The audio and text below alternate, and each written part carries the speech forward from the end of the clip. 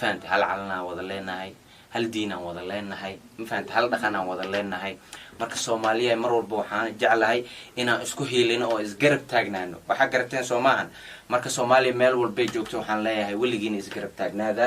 marka waxa rabaa Soomaaliya waligiin inay isgarab taagnaatiin waa walaalka weyn ee majdi wadana oo idin leh meel walba joogtiin igu soo yaaca ha iga yaacina maxaa idin dhahay igu soo yaaca ha iga yaacina annaga maamiya dalkodi dadkooda waxa dilo dhulka dhigay caalamkana jabkooda manta wada daawanayo annaga maamiya Soomaali weyne annaga maamiya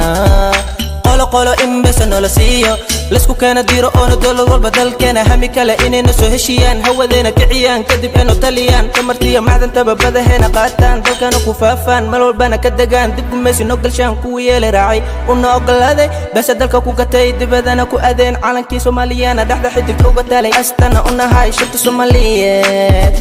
inay wada jir yihiin midna ayna wada yihiin ayaa kuwa qaar oo anagana naga mida gabal naga dhigay midba caalam gooni u tagay kuwa walba midba gooni dowlado inayna dhacan raban iskala heshinayaan dalkana keenayaan annaga maamiya kuwa naga midka ah walaalaheena aan moodne Soomaali weyne waa walaalka weyn ee majdi wadana oo idin leh meel walba joogtiin igu soo yaaca ha iga yaacina maxaa idin dhahay igu